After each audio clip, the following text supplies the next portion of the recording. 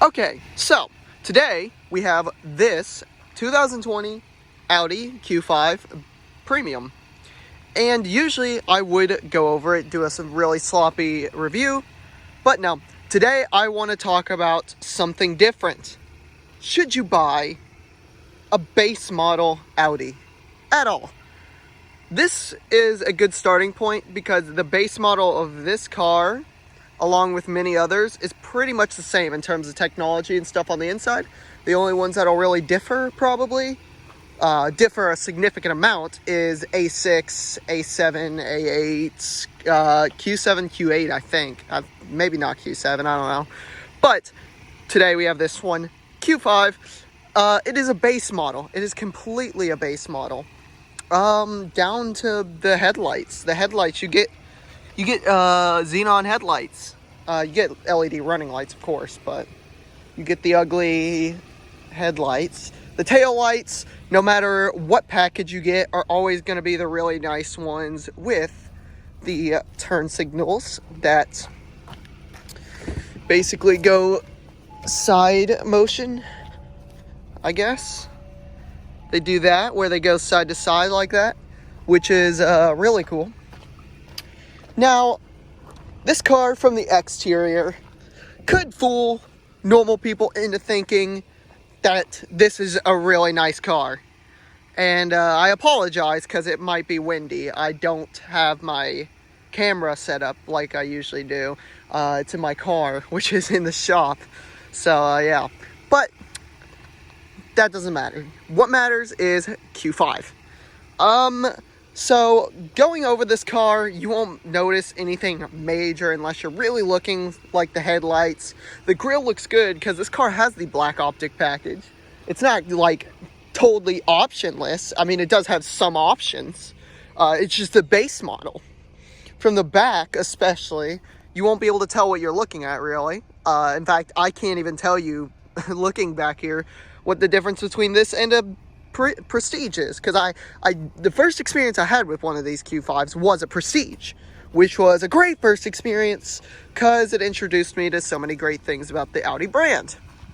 But from the side profile, you won't notice anything because it has the sport wheels. If it had the base model wheels, you might be able to tell something's off, but no normal person is going to notice that, just like us enthusiasts. But I mean, all this exterior stuff is great. You don't notice it, so to other people, you look like you bought something nice. But to you, when you step inside the vehicle, you can already hear it. You get a much different binging and bonging sound. And then when you're in here, you'll notice, oh, well, I thought this was a 2020 Audi. Where's the screen? That's all you get. And you get 3 options here. And you get pretty much all the same stuff that my car does.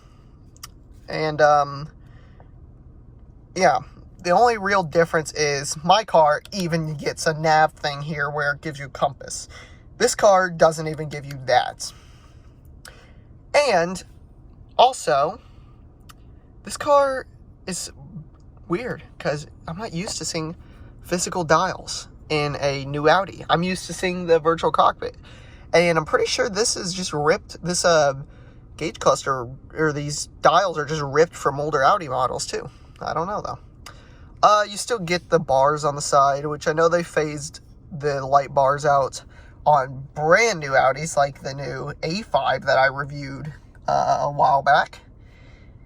But I mean, this is great still. I mean, I can't really complain too much. Look at it. It's a center screen. A lot of new cars don't have center screens still, like American cars. Even some Japanese cars might not. Even some very low-level German cars, I think. I think there's still a couple that don't use center screens. What the real tragedy is, well, this one. This screen here, which, as you can tell, is really bad. Like, when I got in here, I was surprised that they didn't just rip a bigger screen from something like the A5, because my dad's car is a bigger screen than this. and he has the S5 with the same technology. I mean, you don't really get anything either. Like, first first Q5 I sat in, rather, had the Bang & Olufsen system, so you had all this stuff. You had like subwoofer, you had Bang & Olufsen control stuff, all that good stuff. But in this car, you don't even get Bose speakers. You get completely generic speakers. Or at least I don't believe they are Bose. They might be. I could be incorrect on that. The glove box is locked. I'll get back with you on that in a second. So yes, I just looked at the window sticker in the glove box, and we have what is called Audi sound system. So these are generic speakers.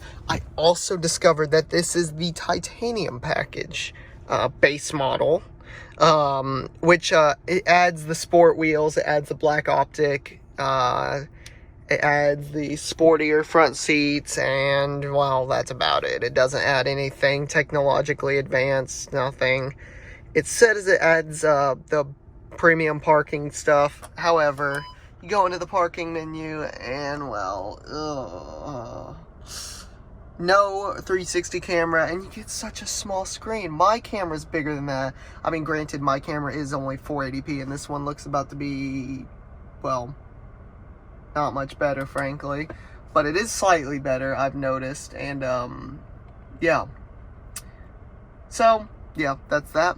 You go into vehicle, and you see you get about the same thing you would normally get on the vehicle, to be honest. You get, well, if I can get out all the menus first, you get all the off-road, comfort, auto, dynamic, individual settings, and that's cool. But other things that the base model doesn't give you is the heads-up display, which I really like. You don't get the heads-up display. My car doesn't have a heads-up display either. You don't get the lane keep assist. You don't get adaptive cruise, I don't think. One thing you do get, though, is automatic brights, which is amazing. Automatic brights are one of the greatest inventions ever, in my opinion. In terms of really anything else, though, this car is pretty much the same as a premium model. I mean, the air conditioning is automatic, all that stuff. You don't get a cooled seat, however. Speaking of the seats, the bolsters feel really nice in these, actually. I would recommend them. However, the seats themselves are not the most comfortable, although they are, well, they are leather. So, I mean, I guess you got to give them some credit and stuff like that. You get this large thing here, which in my dad's car I think is for keys, but here I'm not sure, because this is almost, it's barely too short for my phone.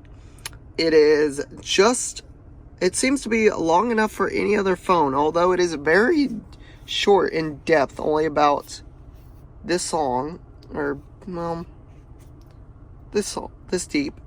So, I mean, it only comes up slightly past my camera on my phone. Then you get this center storage here, which barely goes back anywhere. So, where do you put your phone? You put your phone on the charging pad, which this car has, even being a base model. Yes, this is what we need, standard charging pads. Thank you, Audi. But you sacrifice just so much else. I'm still hesitant on whether to give you the go on buying a car like this. Let us move into the back seat, because I myself have not been in the back seat yet. So now we're in the back seat, where, well, it looks pretty much the same as my dad's car's back seat. Got your controls here, except you don't get heated seats. But, you know, base model. What can you expect? Although technically it's not the base model since it's titanium, but you can get like premium plus titanium and stuff like that. So I consider this a base model because it doesn't even say premium on the window sticker. It just says titanium. So it's a little iffy. Back here you get the center console here, which is small.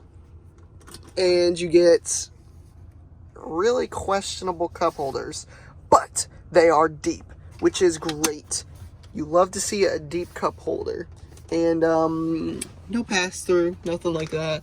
Oh wait, yeah you do. There's a switch up here for it. You press that down, I'd assume, and yes, that folds forwards. And in the back, you get a normal amount of cargo room for the class. You know, the drill, all that stuff. We're not here to talk about that. Speaking of the back. Oh, I probably need to close that better. Speaking of the back, one thing that the Prestige model had that this one does not, you could wave your foot under to open it. This one, however, you cannot. You can only access it through either the key fob or the button underneath the license plate. And of course, up here you have your controls to close it again. It's quite high up. I'm used to pressing on a Sportback, not used to it being that high up. So that's about all I have to say on this vehicle.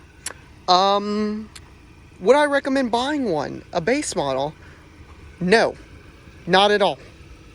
I think you go back a couple years, you get one of the same generation, but you get the Prestige. Because the Prestige I've been in is so much nicer in almost every conceivable way.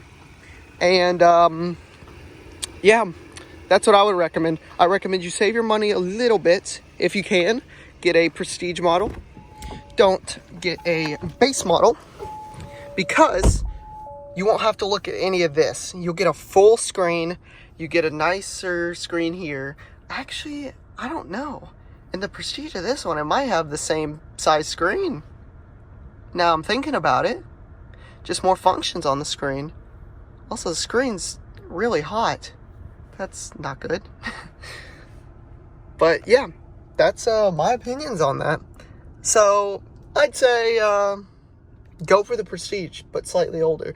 It's just people these days are always like, oh, I could get this new car, but it'd be a base model. Is it really worth it? Yeah, it's a brand new car.